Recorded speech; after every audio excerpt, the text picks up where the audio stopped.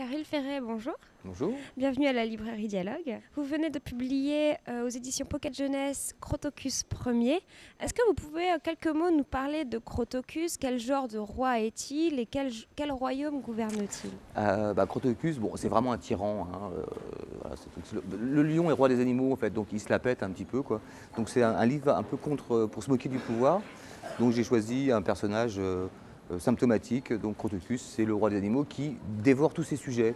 Donc Kim Jong-il, ou des gens comme ça, on peut faire quelques parallèles, ou Kadhafi, El-Assad. Enfin, il y a pas mal de tyrans comme ça dans le monde. Et comme il y a deux niveaux de lecture, donc il y a des choses qu'on comprend les adultes et des choses que les enfants comprendront peut-être moins, mais ils se diront mais tiens, c'est un peu bizarre, c'est quoi cette histoire de deal perdu avec des soviets et tout. Enfin, voilà, il y a un peu de niveaux de lecture. Bon, moi je suis plutôt libertaire en général, quoi. Donc c'est aussi des petits messages que j'envoie, des messages subliminaux aux enfants et aux parents, parce que je pense que les enfants, et jusqu'à l'adolescence, après l'adolescence, ils sont férus de liberté, de justice, etc. Et des choses que souvent on perd en route pour nos petits intérêts égoïstes, pour des histoires d'argent, ou des choses comme ça, quoi.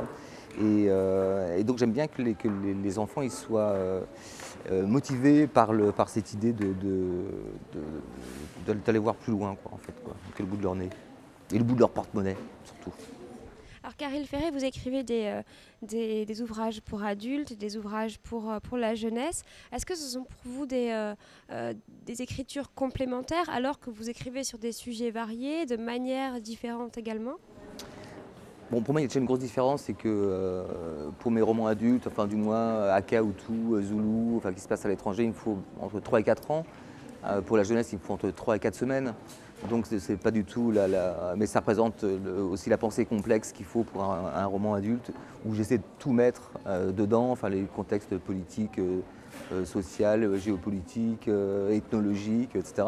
Bon, pour les enfants, on ne va pas les saouler avec tout ça, quoi. On reste sur des choses qui les concernent plus. Pour les enfants, on fait plus de caricatures parce que on peut être subtil quand même, hein. Mais je trouve que les animaux se prêtent bien à ces types de tempéraments. Donc il y a le renard évidemment qui est plutôt un petit malin. Le lion, bon, de toute façon on le voit te parader tout le temps, donc c'est assez marrant. Le petit papillon magique, donc là c'est plus l'univers un peu féminin. Il y a la grosse vache, bon bah c'est elle qui est bien gentille et qui n'a pas forcément tout compris, mais qui est là.